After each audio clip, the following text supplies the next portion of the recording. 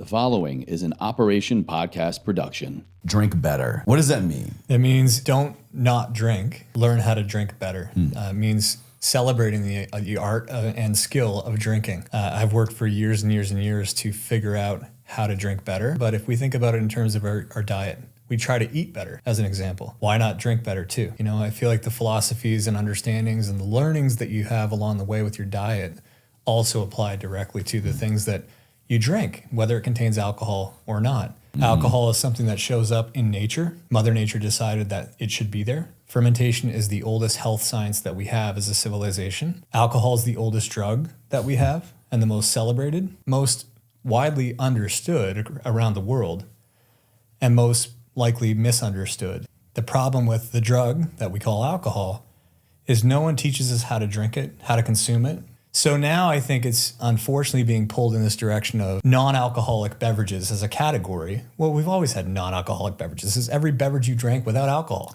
Give me a break. Hi, my name is Mark McTavish. I'm the co-founder of Pulp Culture. We make fermented juice in downtown Los Angeles, and I'm here on Ever Forward Radio. Welcome. So your shirt and my first note is all about drink better. What does that mean? It means don't not drink, learn how to drink better. It means celebrating the art and skill of drinking. I've worked for years and years and years to figure out how to drink better. And I feel like a lot of people don't think about that and don't try to do better. But if we think about it in terms of our diet, we try to eat better, as an example. Why not drink better too? You know, I feel like the philosophies and understandings and the learnings that you have along the way with your diet also apply directly to the things that you drink, whether it contains alcohol or not.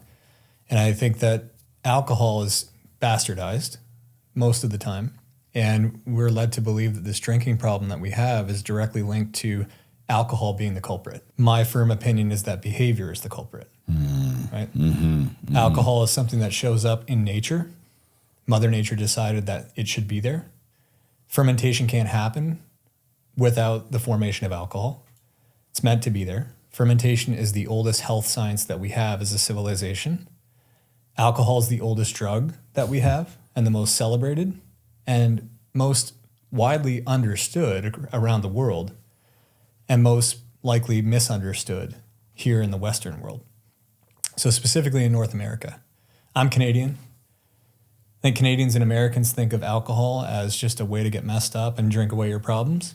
But for a social environment, what better than having a drink, than to meet up with friends and enjoy on a Friday night, to kick back with your partner at home and drink away your stress and unwind. You know, there's a commonly understood basis for the consumption of alcohol. It's to kill stress. It's to boost mood, right? That alone is enough to drink alcohol and think it's a great drug. The problem with the drug that we call alcohol is no one teaches us how to drink it, how to consume it. And I say drink it because there is no other delivery system. Cannabis has edibles. You know, these are things that I personally really enjoy. But I also enjoy what fermentation creates, because alcohol is one part of fermentation as an outcome. There are many outcomes by way of fermentation. So fermentation gives you a range of organic acids, phenolic compounds, things that taste great and taste incredible and unique and different to your palate, and you can't enjoy them otherwise. So fermentation gives you these esters that taste like watermelon and banana and cat pee and horse blanket if you're drinking wine, or my favorite one, black permanent marker. Ooh, yeah. When did anyone say ever? Truly. Hey, Chase, what's your favorite soda to drink? What's the flavor? Oh, I really like the black permanent marker one. Yeah, give me another can of that Sharpie. Yeah, it's not going to happen. But through fermentation, we get these esters. And these are the things that taste and smell a certain way on our palate that make us stop for a second and say, what is that? It's interesting. It's fun. Our human palate wants to explore, right? So now I think it's unfortunately being pulled in this direction of non-alcoholic beverages as a category. Well, we've always had non-alcoholic beverages. This is every beverage you drank without alcohol. Give me a break. What they're meaning to say is these are adult beverages that don't contain alcohol. So for me, I'm like, okay, cool. So that's the same as you telling a kid they should eat their kale when they're not ready even for butter lettuce. Most kids don't like their veggies, right? So we assume But if you talk to parents that feed their kids kale from the age of 1 or 2, well, yeah, their kids eat kale. Haven't you ever met a parent before that said, oh, my kids love broccoli? Well, because they fed them broccoli. Right. Yeah. If we grow up like I did, eating Fruit Loops, frozen seafood, and beef and potatoes 5 different ways, 5 days a week, then you learn to like those things. You learn to like what's put in front of you, right? When it comes to alcohol, as an example, same thing. In this country, we've been given an assortment, so we have choice, of sterile beverages that contain alcohol. They're all dead. They're devoid of any nutrition. In fact, if they contained any nutrition that was of value, you wouldn't know anyways because the nutrition facts aren't on it, right? So you can't systematically create an environment that lacks education for a drug and then not say later that when we have a problem with the drug, that behavior is the problem. Of course the behavior is the problem because we never taught anyone how to enjoy it or how to not just enjoy the drug, but use the drug. When we think of drugs, we think of human beings as using them. We use a drug for a net benefit of some kind, right? The benefit of alcohol is it kills stress. The number one killer on this planet that is linked to almost all ailments is what? Cortisol? Stress. Yeah. In some shape or form, stress. The best killer of stress in the most widely accepted format is to have a drink of alcohol or a drink of a beverage that contains alcohol, okay?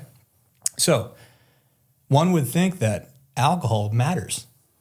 One would think then that if 97% of the opportunity for adult beverages is those containing alcohol, and 3%, even if it does really well in the next few years, 3% is adult beverages that don't contain alcohol.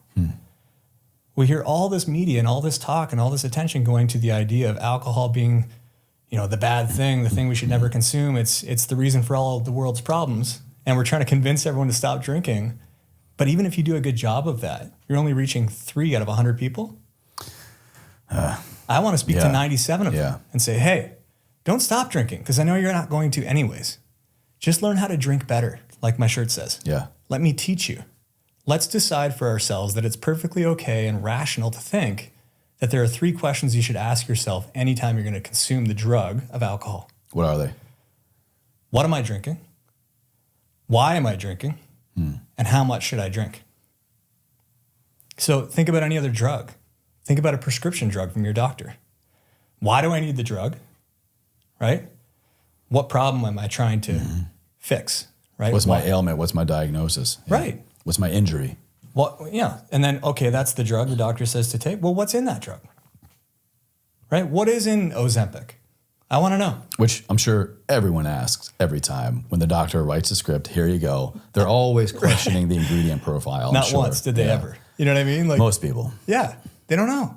They just take the word from somebody else doctor says I should take it, so I'm going to. Okay? And then the third thing is how much to take.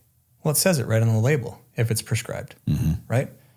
We don't know for alcohol how much to consume. No one tells us, right?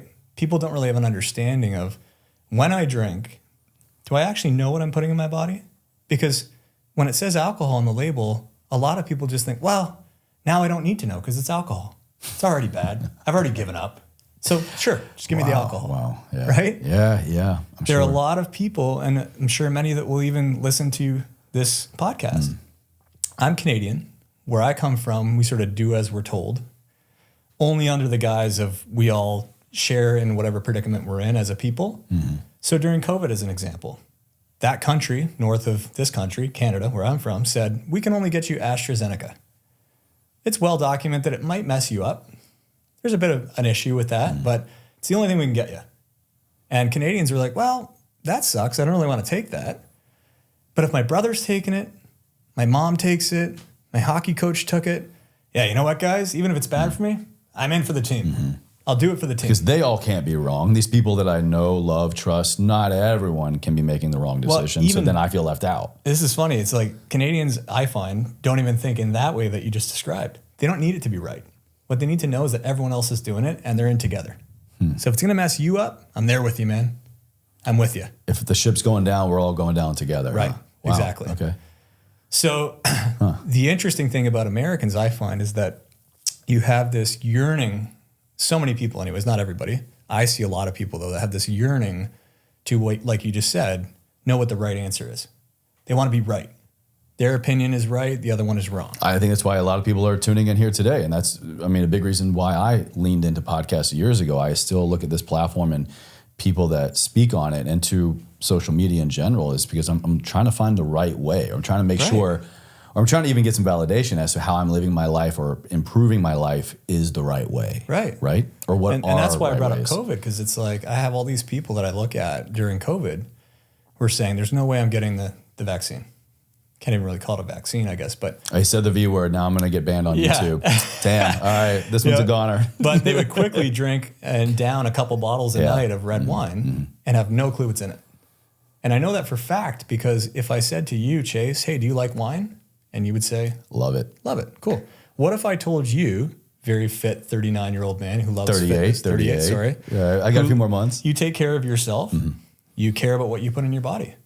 What if I told you that you've never consumed a bottle of wine ever that contained any grapes? Would you believe me? I don't know if I would believe you. I would be very intrigued as to why you're saying that. And then what if I said, what if it's about not you believing me, but me believing you? So all I need from you is to prove to me that you have consumed a bottle of wine that has grapes in it. Prove it to me. How would you? You're throwing some rhetoric on me here. Right. Well, how would you do that? I can't. Or without maybe going to a previous bottle that I've had. And show me what? And look at the label or... On the label, you'd expect to find ingredients. Grapes. There's no ingredient. There's no ingredients listed on the label. And there's no nutrition facts panel. Okay? If there are no nutrition facts and no ingredients on a label, how do you possibly know what's in it when it came from up to 5,000 miles away? Assumptions and blind trust.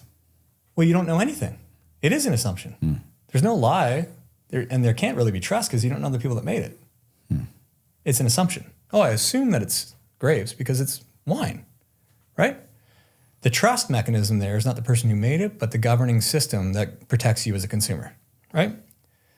In this country, we have the TTB, the Tobacco Trade Bureau, which governs alcohol and firearms, because those are the same. The problem with a messed up system, an incorrect system, is it starts here and trickles down. Systems are not recreated from within.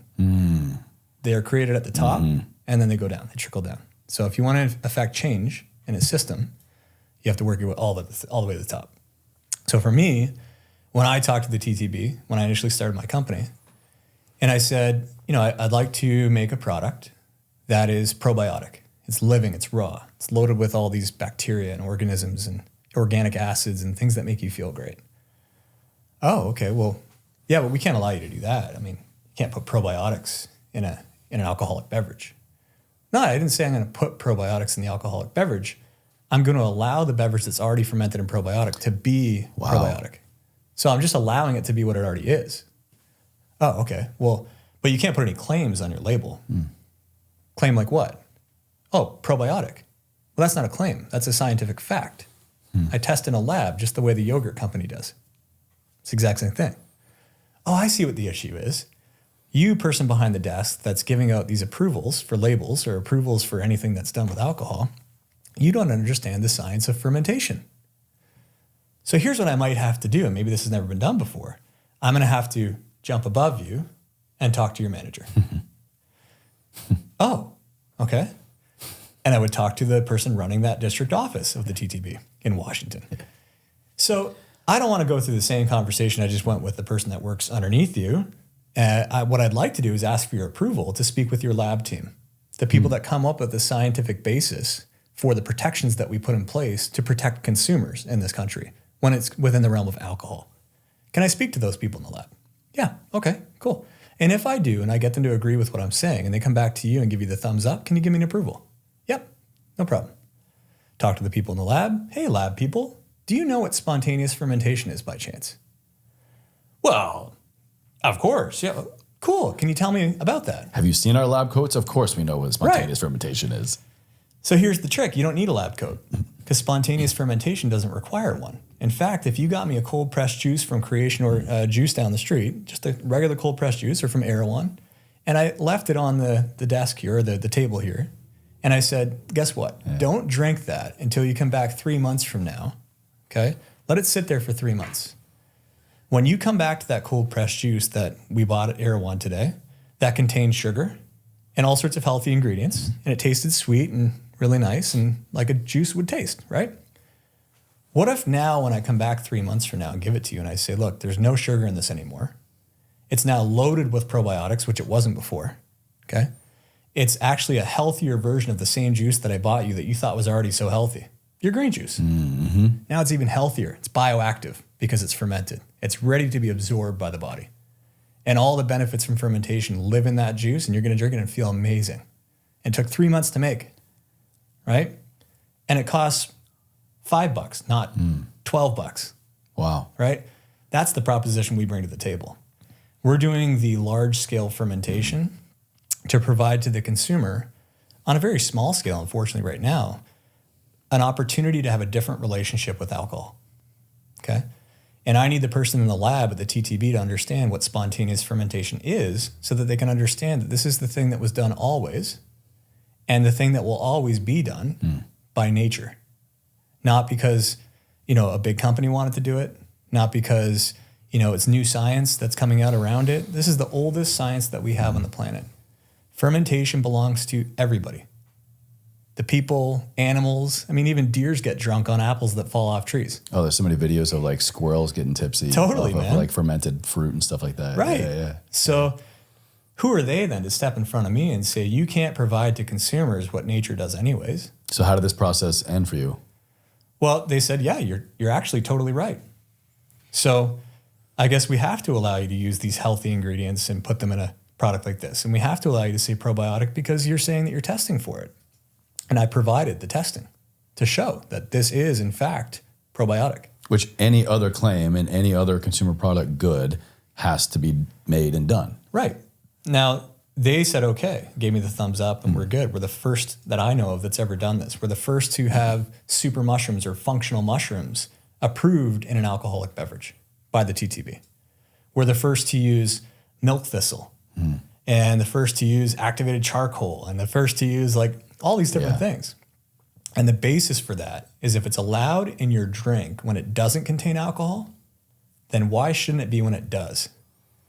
And I don't want to endorse a systematic approach that says, hey, consumer, if you're going to make a poor choice to consume something that's always going to be bad for you, alcohol, then guess what? It should be never even close to better for you, never close to good for you. It should always be bad, right?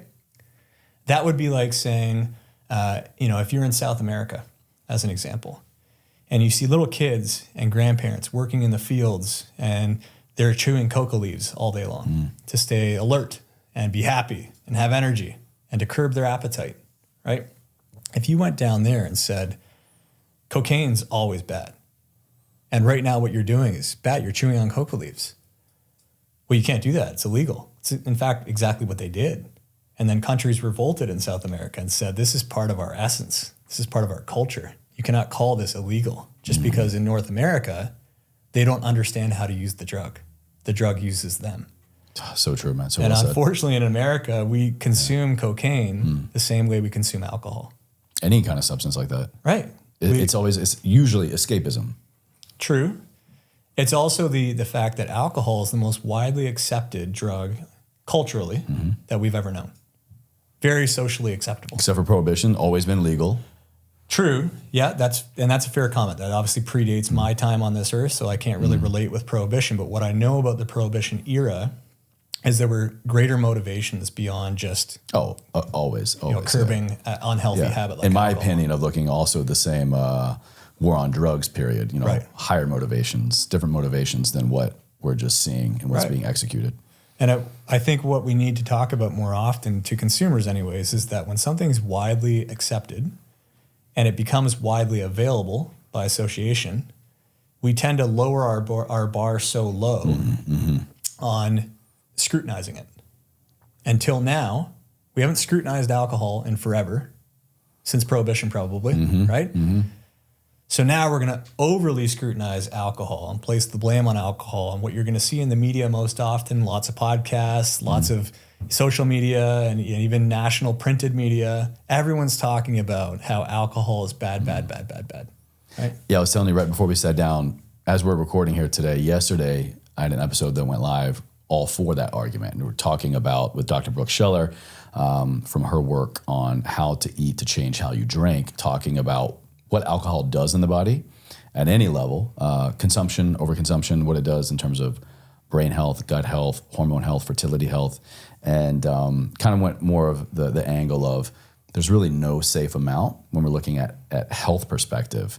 And I was very clear with her, I'm fascinated by this approach. And look, you can't deny, I think, to some degree, when we especially overuse and abuse alcohol without any of these other things that I would love to get into, such as adaptogens, functional mushrooms, and have that clearer head and clearer heart, of course, we're going to run into health concerns.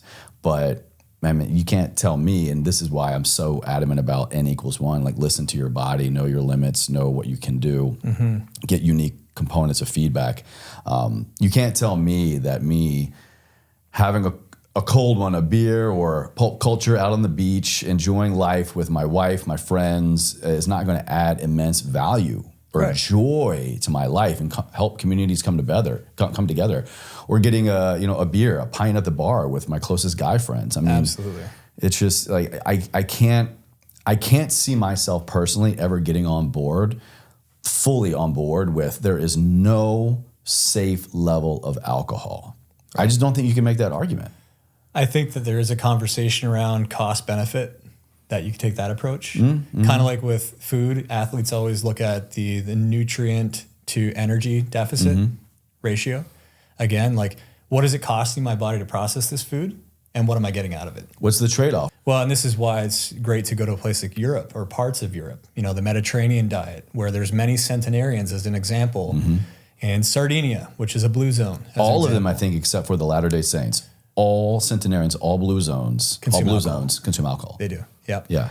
So when you talk about the tax that you pay with alcohol, we reference often, I do in my circle, people talking about social tax. Because you're consuming alcohol a lot of the times for social benefit. The tax you often pay is feeling like crap. The hangover, yeah. Right. That's the social tax. Yeah. For me, it goes beyond that. Now, I'm not everybody. When you live in the world of being an entrepreneur in the alcoholic beverage industry for as many years as I have, you become something different and your viewpoints become something different because I'm hands-on. I'm not co-packing my product. I'm literally fermenting this stuff myself. We're a fermentation sciences company. We've dug deep and poked holes in things in ways that other people have not. And I can attest to this, guys. Every other time I've met up with Mark, and it's been many times over the last several years, always at I'm going to call it a brewery. Cider House. The Cider House. Yeah. He's in there. He's the mad scientist in there doing it downtown LA. I mean, for me, it's just always asking questions. The best way that I can show up very often is not to have the answers, it's to ask the questions, right? And then I write down and document what happened. Those, I guess, become the answers. But answers typically are only true or current for the moment in time that you're at. And then it changes, right? So we're always looking, we're always searching, we're always trying to figure out new ways and new approaches and see what's going on. And I think that's the mentality of a person making fermented beverages is you're going batch to batch, right? So with every batch, I always ask the team when they're on canning day, how's it taste, guys? Yeah. Best we've ever made. Always ever true. forward, right? Yeah. That's our ever forward mentality is every batch is better than the last. Yeah. Always improving. So learning about these phenolic compounds and oxidation and oxidative qualities and how a living organism works, no different than training an animal. It's a animal that has its own tendencies and personality, just like a human being does. But wouldn't you agree? You've had a dog. You love dogs. Many. Me too. Yeah. Your dog at the age of 1 and 6 years old, maybe not drastically different. High energy, doesn't listen a lot, barks a lot, like all these things. And they have a great spirit and they're good dogs, but they still want to be puppies and be playful and they bark at everything and they can be a bit of a nuisance sometimes. And they don't listen to you when you tell them to come and whatever. By the time your dog gets to 10 years old, wow, fully different dog. They just want to be loved. They're obedient. They listen to you every time you say anything. They almost learn how to talk to you through little groans and grunts, right? Yeah. There's a learning that happens over time, right? If you're willing to slow down and willing to open up your eyes and ears, you can listen and understand living things, right? When we talk about the realm of alcoholic beverages and fermented beverages, This is something that inherently speaking was supposed to be a product category of living beverages, living products that are loaded with organisms, living things. That's the probiotics, they're bacteria. If you don't take the time to get to know the living things, you'll never know how to work with them. We are the only ones that have ever done this. So we know by being further down the track after 5, 6, 7, and now almost 10 years of doing this, how these things work. No one in a lab anywhere took the time to get to know that and figure that out. So I don't blame them for not knowing and not knowing any better. Yeah. But when it comes to drinking and you want to talk to somebody that can teach you how to drink better, it would have to be somebody like me who's learned how to do it and understands why it's better. Let's go there a little bit more. Yeah. I think right now, at least what I'm seeing in a lot of the social media space and general wellness space, really, also it's spilling over, I think, into a lot of categories I see on social media. And it's, dry January, sober curious, not drinking anymore. Like alcohol is literally the worst thing you can do for you. It will wreck your life. And sure, I will again go on record and say that I think anything that we use with little to no awareness or little to no intention and use as a coping mechanism or escape, it's inevitable. We're going to run into some kind of problem with it or because of it. Right. But I do not feel like alcohol is getting the fairest rap right now. I see it being demonized, and I see so many people just going the angle of this has no purpose in our life. It only serves to wreck your life. It's going to ruin your relationships, ruin your health. If you can't get pregnant, if you're not getting gains, if you can't sleep, it's because of alcohol. And I don't really believe that. I think, sure, if you're chugging a 6-pack 30 minutes before bed, you're going to fuck up your sleep.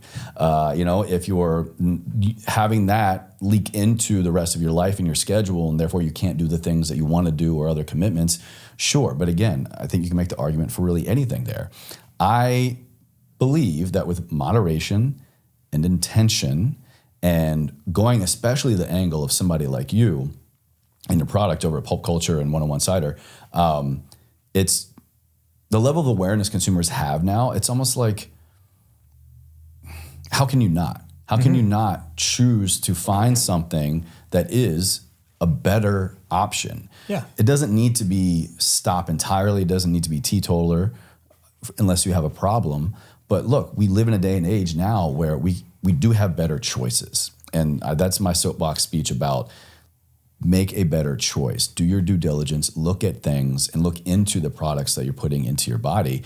And you can still enjoy an alcoholic beverage. You can still have that release, that stress release. You can still, which I want to ask you more about, put things into your body that add value. Right. So talk to us more, please, about the additives that you all put in. We've already kind of like laid the foundation of what happens in this natural fermentation process that is beneficial for a lot of different reasons. But things like adaptogens, what are they? What are you putting in? Why are you putting them in there? Functional mushrooms. Because a lot of people I know will make the claim, no matter how healthy you try to make an alcoholic beverage, it's still alcohol and still bad for you. Right. Well, to them, I would say then, think of a health food that you consume, like a carrot. Carrots, I think people regard the OG health food. Right? Yeah. Like carrot juice used to be the health beverage of the 80s, right? Carrots are a healthy thing to eat. They're good for your body. They contain a lot of nutrients, right? But they're loaded with sugar. When somebody holds a carrot in their hand, like Bugs Bunny style, and starts eating it, do you think anyone's sitting there saying, oh, look at him eating that sugar? There's tons of sugar in it. Is it only sugar? So when we look at an alcoholic beverage, is it only alcohol? Because last time I checked, I looked at the ingredient on that label, and all I saw was passion fruit and strawberry and ginger and turmeric and lion's mane mushrooms. And last time I checked, those things are really healthy, like really healthy, right? And if I knew any better, which I don't because I'm the average consumer, then I would know that functional mushrooms are very functional if the body can actually digest them and gain the function from them. But I would also know that mushrooms are the hardest thing to crack. They're like Fort Knox. The reason that fungi has been so successful on our planet and probably planets before, right? Truly, yeah. Is because they're so hard to break down. They're so hard to beat, right? It's like the only thing that lives once other things do break down and die. Right. What do we see? mushrooms. Right. The cell membrane of a mushroom is very difficult to penetrate.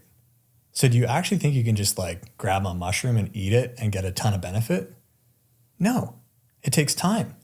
If you ask any of these mushroom companies, how long does it take to consume your product? Your raw mushrooms, your lion's mane, ground up into a powder, and I put it in my smoothies every morning as part of my shake. Reishi, chaga, turkey tail, all the trending, all that stuff. Functional mushrooms right now. Ask any one of them, how long do I need to consume this super mushroom for before I start to feel super? Oh, well, we recommend you consume it for about 30 days. Oh. To get that saturation point.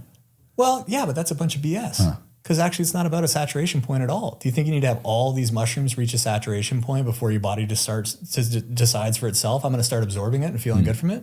No. It can only absorb it through your digestive system, and it takes 4 weeks to work through your digestive system. Wait, a single serving of these functional mushrooms take 4 weeks to digest? Well, not as a food source. You can certainly expel the food that you eat far sooner. But if you're asking the body to absorb the benefits of functional mushrooms, you're asking for it to be fermented in your system. The fermentation is the unlock. That's what happens in your digestive system. The reason that our digestive tract is so long, it takes so long for food to go through, is because fermentation is what we use to actively break down our food and then absorb the net benefit.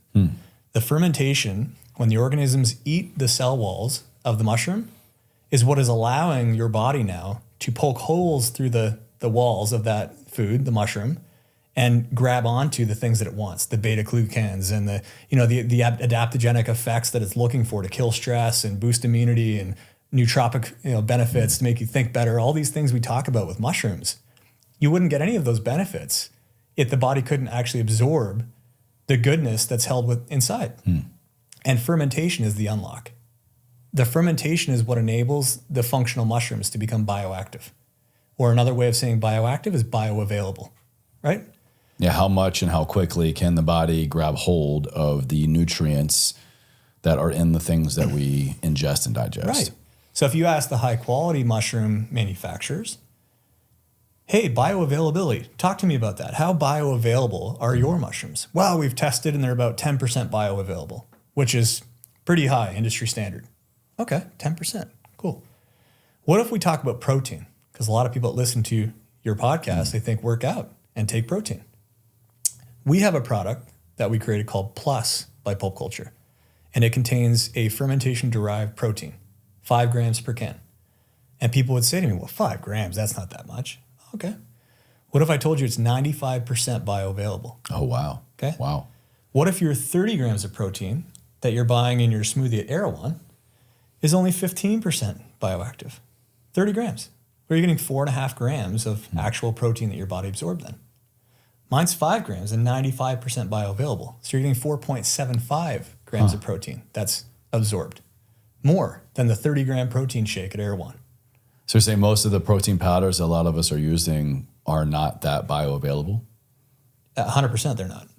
Yeah. Interesting. And they're all across the board. There's good ones and there's bad ones, right?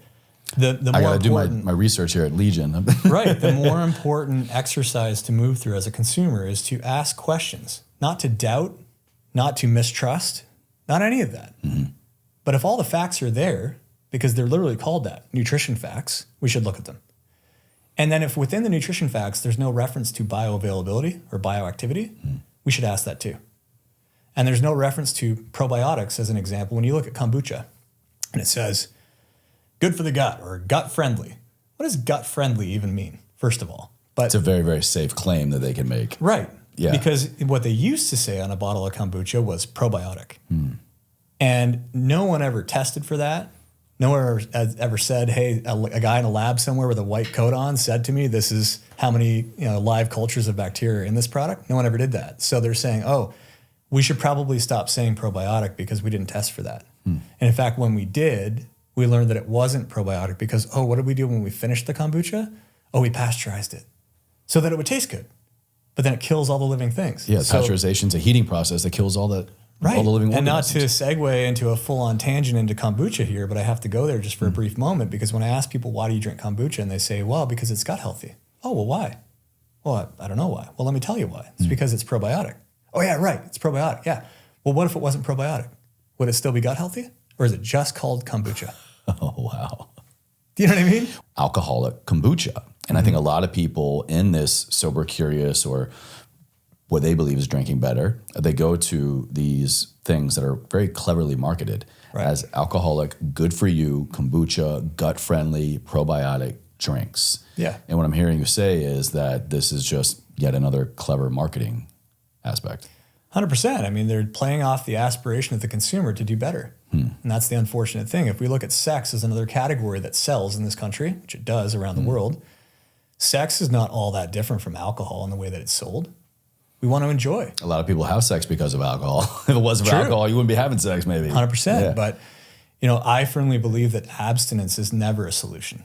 It's merely a short term, sometimes long term, because you've decided for yourself to maintain it. But abstinence is a short term reaction to either a long term problem or something that you just were never taught, you never understood. So the easiest way to step away from something that's hurting you is to never go in front of it, never be near it. So abstinence, just walk away. Look at sex. If you've only ever had bad sex, and then you say, you know what, abstinence is for me. I'm going to go there. I don't need to have sex for the rest of my life because I've never had good sex. So it's not serving me now. It'll never serve me. I'm just going to leave behind all the problems associated with sex, which is the connections that are made. Yeah. And then you have sex with that person and it's awkward to leave that person or not actually be with them. And then it's the walk of shame kind of mentality, right? We feel dirty. We feel like we've given a part of ourselves intimately to somebody. And if it doesn't work out well, man, it's hurtful. It's emotional. It's a dig at ourselves. We start to challenge ourselves and wonder, did I make a poor choice? I can't believe I did that with that person, And if you look at the same exact sort of experience with a different person and they only ever had great sex, they've never had bad sex, always great sex with a great person who loved them and cared about them, are they the same thing? They're both sex that we're talking about. Both experiences are rooted in the conversation around sex and the experience that we have with it. One has only ever been negative, so then the choice was to leave it. So abstinence was the solution. The other one over here was always positive, never bad. So then the choice was to stick with it and never abstinence. It feeds you. It helps you. Sexual health is a part of our overall health and well-being. I'm hearing this kind of same through line. My takeaway here is I think a lot of people do approach relationships and definitely sexual activity, if you think about it, the same way that we probably approach alcohol. And how many of us have gone, we wake up the next day I wish I didn't drink that much. Or you wake up and you're like, oh, can't believe I called my ex or hooked up with my ex. Or, you look over and it's like a one night stand that you wouldn't really pick maybe in the daylight. And it all comes down to your level of awareness going into that situation. What were you looking at the label? Were you looking at this person before you made that choice and really go, what am I getting into here? Where's my emotional state? What is the driving force really behind this decision or lack thereof decision? Right. I think a lot of us, we kind of take a look at our sex life and alcohol consumption. It's the baseline is you. The through line is you. It's are you aware of what you're doing? Right. Are you aware of the choices you're making or not? There are two things to be very aware of, and it's fair, I think, to say this, and I'm not the authority on everything. I'm not trying to be, but in my experience and what I believe to be the experience of most people, there are two things we need to always consider. It's inhibitions and governance. That would be the idea of having a throttle of some kind to control yourself. Self-control is a big thing, right? It's a very good thing. You like to work out. You like to go to the gym. You're not going to go 7 days a week and be there for 4 hours a day unless maybe you're a professional athlete and you're dieting to keep up with that because you're going to harm yourself. You're not going to have any time for recovery and repair, right? So you overdo it. We overdo a lot of things in life. And forgive me, but the doctor that was on prior to me, Brooke Scheller. Brooke, this is with all due respect to everything that you said, but I think she would agree there's a scientific basis for saying that you can overconsume water. Oh, yeah. Okay? Yeah. There is such a thing as being too hydrated. Right. Yeah. Well, you could die. Yeah, hydrophilic. Yeah. Right. So, but does that mean we should abstain from consuming water? No. It means there's a degree of self-control. It's a much higher degree when it comes to water, right? Yeah. Alcohol, to be fair, much lower threshold. We do need to govern that. We do need to make sure people are educated and know what they're doing when they drink, right? But that's a responsibility conversation. And then it comes down to being self-responsible, self-governing, right? not needing someone to show you the way and decide for you, but just knowing that this is probably the wrong thing. I should just not do that, right? So you're going to have people that become alcoholics, just like you have sex addicts. Mm-hmm. You do. When there are pleasures in life to be enjoyed, people tend to want to enjoy them because they want the pleasure. Sugar's the same thing. If you let my 6-year-old and 9-year-old, they're the best kids on this planet. I love them to death. And they do self-govern. They do have an awareness. They're great little human beings. They're not just my kids. They're their own people. And I watch them. They have governance. They have inhibitions. They have all these natural things that we all have. And they're self-aware. But if I put a bowl of Skittles in front of them at 8 p.m. at bedtime and say, hey, I'm going to leave this in the bedroom with you, okay? But do not eat that. I expect you to self-govern. I expect you to hold back and show some restraint here. Hey, Isla, do not eat that. Go to sleep right now. Okay, good night. And I walk out and shut the door. Guaranteed she's eating the Skittles. Guaranteed. And I can't blame her for it. She's 6 years old. Are you aware of this study? I forget the name. I think it's called the marshmallow study they did with children. Okay. Years ago. So they did this study of children at a certain age, young children, and I believe it was marshmallows. They put a certain amount of marshmallows in front of kids, and they left the room. And they said, "Hey, don't eat them until I come back." They would wait. I think it was like 5-15 minutes, something like that. And it was a longitudinal study. They followed the ones that didn't eat the marshmallows. Highest probability of going to college. Many of them went on to like Harvard. They became doctors, high achievers, all this stuff. And the ones that leaned in to, we'll call it temptation here, and ate the marshmallows, and then even especially lied about it. They're like, "Oh no, I didn't have any." They followed them through the life, and the argument could be made that they were significantly less successful. Had many of them I think had ADHD or had trouble holding down jobs, and just even eating disorders and things like that. So a very interesting kind of study with the power of choice and dominion over your body and what you choose to do or not do. Well, I love that you just brought that up because the power of choice is something that we have to consider when we think of alcohol as much as any other category because it's widely available. Mm-hmm. You have a high degree of power when it comes to the power of choice as long as you're over the age of 21 in this country. Anyone can drink. It's their right. It's legally their right. They can drink if they want. But no one's ever taught them how to do it. No one's ever told them it's okay also. Yeah. Like this is why I'm so fearful of the movement against alcohol right now is because I think that it's going to lead people to feel this guilt, this tremendous guilt about the idea of consuming it. They'll start hiding it. It'll start showing up more in their coffee cups and not in just the bottle that it comes in. It won't be the wine bottle now that you're opening with pride and proud of that bottle to enjoy and savor with friends on a Friday night. It'll be just sneaking it in. You know? I'm so glad you bring this up. I think when it comes to these choices, especially when people go, my life got so much better when I stopped drinking. It wasn't the alcohol. And I see this as a big movement right now, especially in men. And I'm curious to get your take on this. There's a sense of pride that a lot of people are advertising. I'm 100 days alcohol free, 300, 500, 700. And then that's used as this like badge of honor of this is why I'm so successful. Where ever since I stopped drinking, I did boom, boom, boom, boom, boom.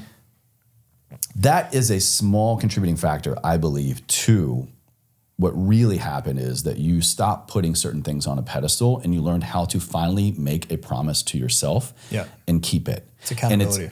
Exactly. And it's easier for a lot of people to put alcohol up on the demonized shelf as a thing that we can all get on board with as to what is keeping me from my potential. It's keeping me from living my healthiest, optimized life, getting all there are a few like really big podcasters that crush it and they're amazing. And I would love one day to sit down with the ones that I'm referring to in my head, but like they have this very public track record of I'm X amount of hundreds of days alcohol free.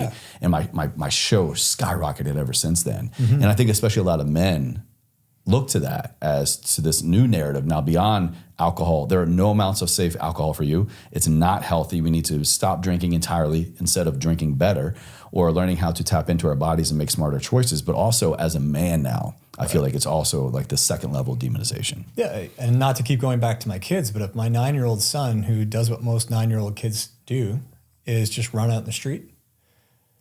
If I don't want them to get hit by a car, if I don't want him to get hit by a car, I say, don't ever walk out in the street. Just don't cross the street, ever. You'll never see the other side, but you're safe. You'll never get hit by a car. Wouldn't it be better to say, before you walk out into the street and experience life, look both ways. And if it's safe, proceed, right? There has to be something said for this multi-layered approach to life that we live, where it's education, then it's awareness, then it's evaluation, then it's accountability. There has to be the understanding of, why am I living my life this way, right? What is the awareness I need to bring to that? How much of it, when, what's appropriate? It's all the culture parts of it. And then the evaluation, which is the self-reflection. And then the accountability of, am I actually doing the right thing or not? And if I'm not, I should stop and do it better. And if I am, keep doing it, right? So these guys that are saying, look at me, look how amazing my life is now that I cut alcohol. Instead, what they should be saying is, hey, I now want to admit to my social circle on social media, I'm looking back on the ways that I was and the experiences that I shared with all of you for so many years. And I'm reflecting upon that, thinking there was a lot of those things that I experienced with you all that I wish had gone differently. And I either drank too much because of my own stress or choices I made. Otherwise, it led me to drink more. It was an escape. I did all these things. And I just want to say that alcohol wasn't the culprit of all those problems. It was actually me and my behavior.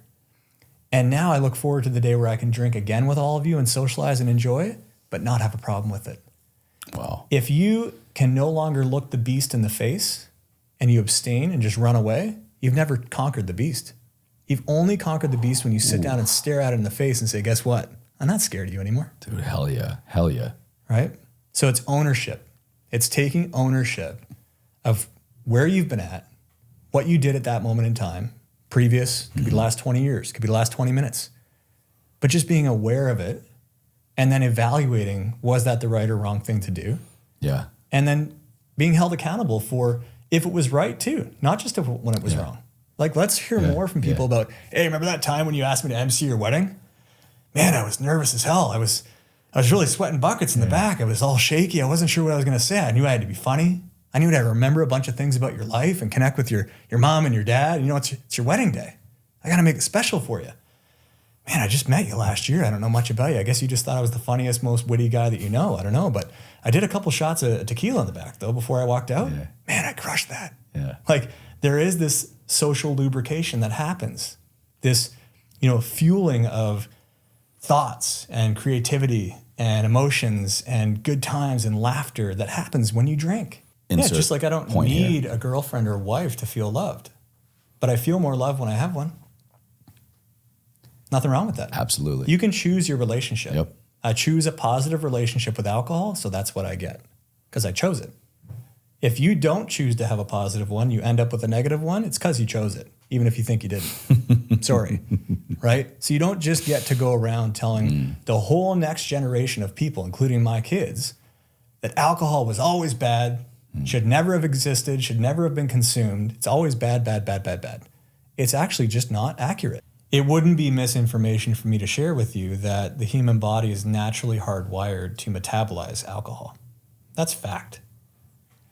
The base root of our digestive system relies on the activity we call fermentation that happens inside the body.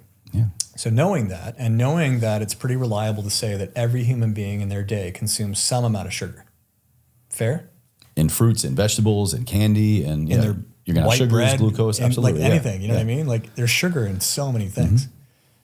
Knowing that my kids consume sugar in their diet, I know there's sugar going in. I know that their digestive system is naturally going to ferment that. And when you ferment sugar, it turns into alcohol. My 6-year-old has alcohol in her system right now. Right now. Yet your doctor friend is saying no amount of alcohol is healthy. Like no amount of like added alcohol or like, I meant like vodka or wine, or this is me talking, not him. But there's always a retraction in anybody's sort of argument where they can go back to a previous point and change the path and say, let me go back to halfway on the argument and then I'll reframe what I said on the back half. It's like, you don't get to do that. I think anybody making any statement, especially when I see someone like, a healthcare professional, a medical doctor, make these all or nothing claims, for me, that is the biggest red flag of just, for damn sure, a pause. Right. If anyone's saying this is absolutely the way or this is absolutely not the way, you better insert a pause and really take inventory of what's happening.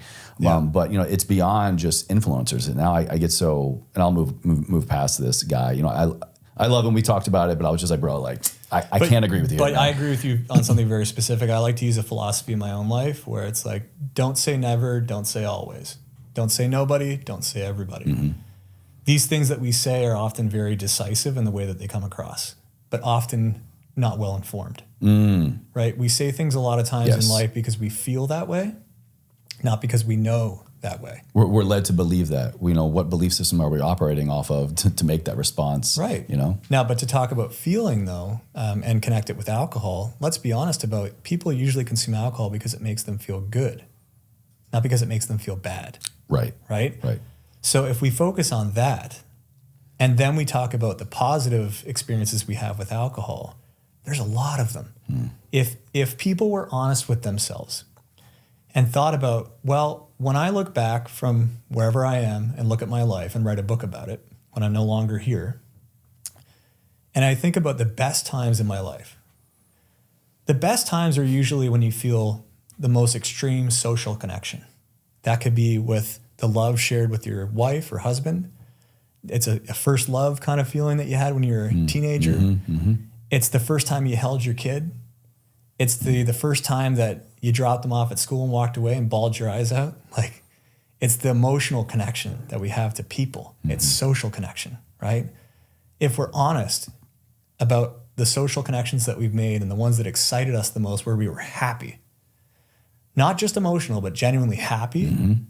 Think about your wedding day. Think about vacations. Vacations are probably paramount for most people. Yeah, most the people, best times I've ever had in my life were vacations. Well, when you're on vacation, did you ever drink during the day? Did you ever, swim up to a swim up bar at a pool and maybe grab a mango margarita, maybe 8 of them? Yeah. Right? When you're experiencing pleasure in a way that feels so allowed, it's my right and my opportunity, and it's accepted by everyone around me because they're all doing it too, to just sit up at this pool bar right now and have a drink and feel the Caribbean breeze in my hair.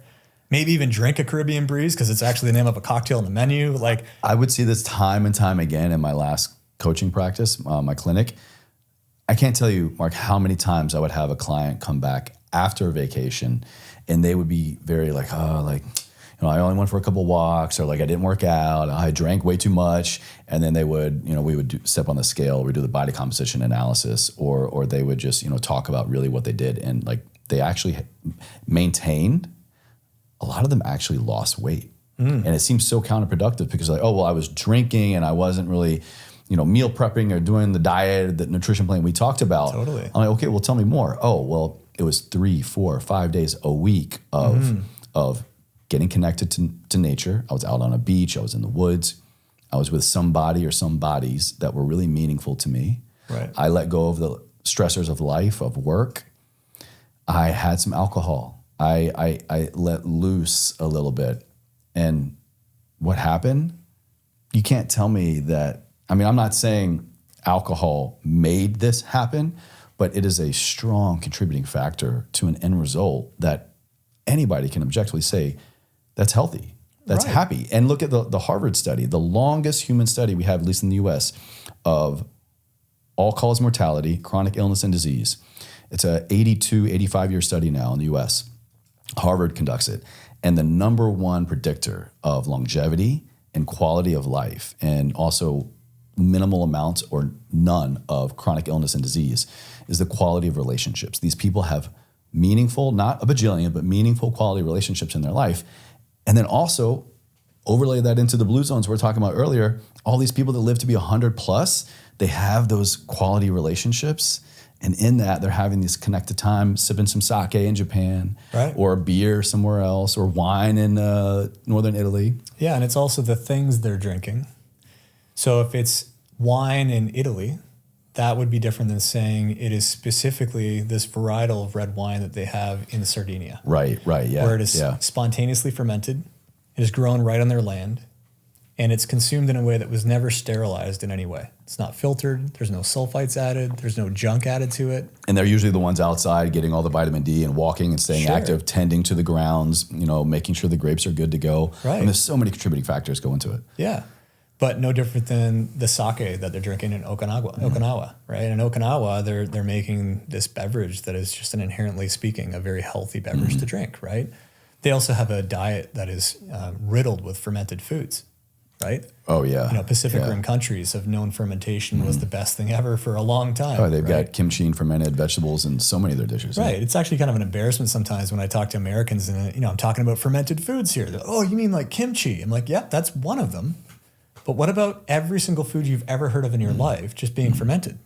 Yeah, I looked at my in-laws. They're Iranian, and there's this side called torshi, and it's fermented, pickled vegetables. Yeah. And it's like a nice little side dish that goes on like with everything. Me, I love it. I eat it by the bowl. Everyone thinks I'm a freak. It's meant to be like a small little accent, but I mean, it's in all these cultures that, look, they live so long, happy, quality lives.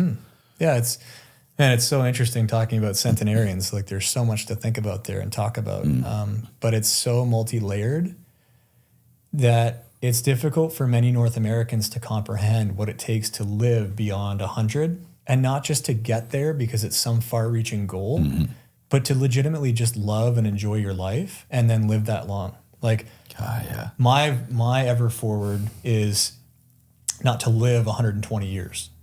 But to, at 120 years old, be able to run faster than my son, jump higher than my daughter, like just be full of energy, like be the best I can be. Otherwise, why stick around? Like, I don't want to be here living my life if I'm not thinking in the way that there's a constant pursuit. It's just being better and better and better and better.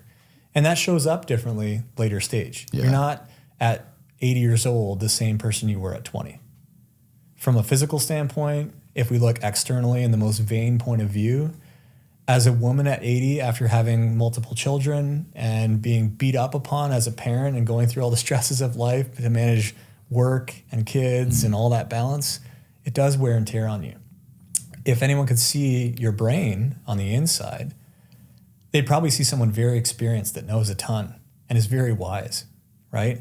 So when you look at someone in Okinawa, and they're 110 years old, they look older. They have gray hair.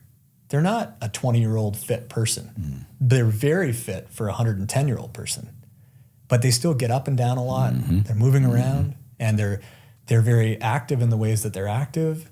And life changes, granted, but the mentality that we all need to maintain in life is learning from where you were before and in some way finding a way to apply that to what comes next, right? Absolutely. Amen, brother. Amen. Right. And so with drinking, it's no different. This is a day-to-day experience of like, hey, I'm going to learn from the last time that I drank that if I drink 8 of these within 1 hour, I don't feel very good the next day.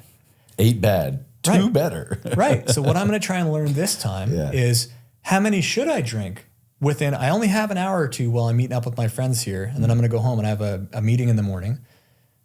How should I enjoy this experience? Like there has to be a calibration of some point. Like, is it 1 or 2? Yeah, I'd probably be good with that. If I feel like I'm having a lot of fun and I want to leave my car here and get an Uber home, can I do 3 or 4 and still feel good tomorrow? Probably if I choose right. So I'm not going to have a game plan. Yeah. Like I'm not going to have the margaritas then, which I really want. I love margaritas. Don't get me wrong. Like I want one. I love margaritas. And if I drink a bunch of them, I'm going to feel like hell. Right? So you know what? I'm going to start with a glass of sparkling wine. And, after that, I'm probably going to have a beer, maybe 2. And then I'll go home. And, I've enjoyed myself. I've had a bit of an experience. I had some wine. I had some beer, a really well-made one. It was something that I really enjoyed. That gave me the sensory experience of, some dopamine hits where I feel good and I feel like I'm out living my life, which is great. Like just the act of meeting up with your buddies for a pint after work. Oh man, it's like the Holy Grail. There's this new hack I have with drinking that I've learned. I picked up, and the through line again here is slowing down and appreciation instead of just going through the motions and sticking with habit for the sake of habit and overconsumption. Christmas and New Year's 2022, going into 2023, my wife and I went to Paris. And Europe, when you go up to the counter, you order an espresso. Unlike American culture, more often than not, you're getting a single. Right. And I'm used to like, no, give me a double. And I really learned in that trip, like, you know what? I'm in their land, in their country, their ways. Let me just take a page out of their book. And so I then kind of got hooked on sipping one shot of espresso instead of two. Right. And I learned how to just drop in and be more present. And I would sit in the rain under a brasserie in Paris and just sip my single shot and just be so much more present. And I had the same, if not more, enjoyment in dropping my consumption of something that I was so used to than, getting a double shot before. And I carry over this now into alcohol. I have learned to really stop and savor, especially I'm a big like hearty deep red wine guy. Now what I do at restaurants is if I'm drinking, I'll order the glass, hey, can you put it in a carafe, like a small little carafe pour? Mm-hmm. Most of them will have it because then I get to control the experience. And so I will pour like 2 or 3 sips kind of at a time. Right. And I will savor it and I will love it. And I will make that one glass of wine last a 2-3 hour dinner sometimes. Totally. And I am just in the moment and I'm savoring it. Also, I think due to a friend, actually former guest here as well, Dr. Randy Sharlock, amazing wino, really taught me a lot more about, especially with fermentation, alcoholic beverages, there's a way to allow them to release flavors and aromas and, totally. to get oxygen in there. And I firmly believe the same glass of wine in a normal pour does not now give me the same flavor profile or experience as when I have that same wine in, yep. Oh, doorbell? Oh, we're about wrapping up. So yeah, I'll pour that in and I'll have way more of enjoyment getting that one glass, a few sips at a time. And to Randy's point of it actually tastes better. Yeah. Instead of just having a full glass and just downing the hatch, I have so much more of an enjoyable experience. It's nuance. Yeah. Right. And I think in life when we get older, we learn that you said slowing things down. Okay. We learn how to slow things down later in life. When we're young, we want to speed things up. Only after too many times are going too fast, right? Yeah, like when you're 6, you want to be 16. Why? Because you don't want to be told you can't do stuff anymore. So naturally, you want to get older faster, right? It's all about speed when you're young.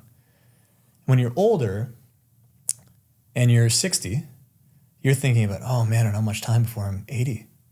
And when you're 80, I don't know how much time before I don't know how much time I have left. So you're trying to slow things down and soak it all up, right? Yeah. So naturally later in life, you admire and appreciate things that have depth and complexity. You want nuances. You want the layers. You know what I mean? Anyways, when I moved down here, my wife says, what are you going to do with your life now? I thought, well, through all my experience, I now want to merge these two paths together because I know that there are people out there that would value a much healthier way to drink, right? So I'm right here, baby. Yeah, I'm going to make the world's healthiest alcoholic beverage. She's like, well, what is that? I said, I don't know. I'm not sure. I got to research this and figure it out. She's like, okay, well, let me know. So I made it a mission to research online, not what was the healthiest alcoholic beverage, but where was the healthiest culture of people on the planet who drank a lot. And I found through the metrics that I created, only 2 positive metrics and a long list of negative metrics that are associated with the consumption of alcohol. And I think this is the only study that's ever been done by anybody in this way. And it was 1 and 2 on the one side positive was number 1, the consumption of alcohol per capita, where was the highest in the world. Number 2 was the production of alcohol. Where was it the highest in the world per capita? And both were in northern Spain in a small region called Asturias. And it's an autonomous region of northern Spain, not far from the Basque Country, where they drink a ton and make a ton of alcohol, more than anybody. I never would have guessed Spain. Yeah. Never. But then they have the negative outcomes to look at. Obesity, divorce rates, public drunkenness, alcoholism. What are these rates? Oh, the lowest that you'll find. And then I thought, well, could it be that the people that have actually cracked the code and know how to use alcohol are the ones that have the most experience with it? So again, the positive outcomes That's a mean very they drink more, make more. Very fair hypothesis. Right? Interesting hypothesis. And then they have the least incidences of the negative outcomes. Well, how could that be? Does that just mean they really know what they're doing and they use the drug, it doesn't use them? Well, man, what if it is? I'm like, I got to go. So I called my dad, said, hey, I'm booking a flight to Toronto. I'm going to come pick you up. We're going to fly to northern Spain. It's like, all right, father-son trip. So we go on this father-son journey. It was epic. We go to Bordeaux first, have a bit of wine, take the train down through northern Spain, and we get to Asturias, northern Spain, and we're just blown away. These people there drink every day of the week, Monday to Friday, only during the day from 11 a.m. to 3 p.m. Oh, brilliant. Siesta. Brilliant. Okay? Yeah, yeah. So they make a choice to use alcohol to enhance their day and never take away, okay? They work from 8 a.m. to 11 a.m. Then they break at 11 till 3 p.m. to do the thing that they want to do most in their life, not just in their day, in their life, which is those moments that Americans call golf tournaments, weddings, birthday parties, vacations. Human connection. Right. These Meaningful people in moments. Asturias don't need vacations. Wow. They just choose to have the best time of the day, which is when the sun is highest in the sky, between 11 and 3 every day, Monday to Friday, to do what they love most, which is connect with friends and family and sing and laugh and dance and drink and eat. This is why I love Europe so much. Just, It's amazing, right? And then at 3 p.m., they go back to work till 8. And then they go home at 8 and they have dinner and they shut it down, right? That's why they eat dinner so late there too, because they're still at work till 8, right? And then on the weekend, they don't binge. They don't go hard on the weekend. Why? Well, I already filled my whole fun bucket during the week. Exactly. So what do I do Saturday, Sunday? Exactly. Oh, I connect with my family. Yeah. We sit around in the garden. We chat. I don't need to keep refilling my cup to have a full cup. Right. So That's really what we're after. We want a full cup of life. It's the Holy Grail, man. Yeah. Right. So I found the Holy Grail. Wow. This was my attempt to bring it to people in America, not just as a product, but as a culture. That's why I call it pulp culture. Well, Mark, I want to. I got to get to my last question here as we wrap up. I just want to say I love pulp culture. I love the drinks. Thank you so much for introducing this to me and my world. And I'm going to share all about. You got a really cool 4-pack challenge that I'm going to have linked for everybody down in the show notes. Real quick, tell them more about that, and then I'm going to ask you my final question. Yeah. So the 4-pack challenge is basically challenging all these things we talked about. People think they can't drink, they shouldn't drink, giving it up, abstinence, all this stuff, thinking that they know alcohol, but they don't really. My challenge is take the 4-pack challenge, meaning finally try something that represents the best that alcohol can give you. Okay. This is alcohol at its best. Not every way you've known it before. Drink a 4-pack of this and tell me how you feel. And if you don't feel differently and feel like, oh my God, I've never had alcohol this Tell me way. how you don't feel. Right. Tell me how you feel. And if you don't agree, it's the best you've ever felt, the best experience you've ever had with an alcoholic beverage, then I accept any argument that you have and I'll give you all your money back, you know? Mark, ever forward, those 2 words, what do they mean to you? It's directly aligned with our whole philosophy. You can see it on the box. Brendan Brazier, my co-founder, it literally says on the box, on every package we sell, that this product represents the constant pursuit of better. Okay. And that to me is my ever forward. As I move forward in life, it's that constant pursuit of being my best. This has been great. Very enjoyable for me, and I think very relatable to a lot of people. And I do think that for a lot of different reasons, alcohol is getting a bad rap right now, and we discussed a lot of those reasons. And ultimately, I just want to say and close with, no matter what we choose to do with our life and the things we choose to ingest, digest, absorb, put into our bodies, put into our minds, take a moment, take a pause, ask, what am I doing? Why am I doing this? Especially when it comes to alcohol. And I think you will find that you will need significantly less than you think, if any at all, but it also just drives you closer to the point of drinking better, eating better, move better, sleep better, live better. Just make a better choice, no matter what your choice is. If you can learn to make a better one, we're in the same boat. And for me, that's moving forward in life. Yeah. Yeah. Don't choose excess, choose exceptional. Oh man, I love that. I love that.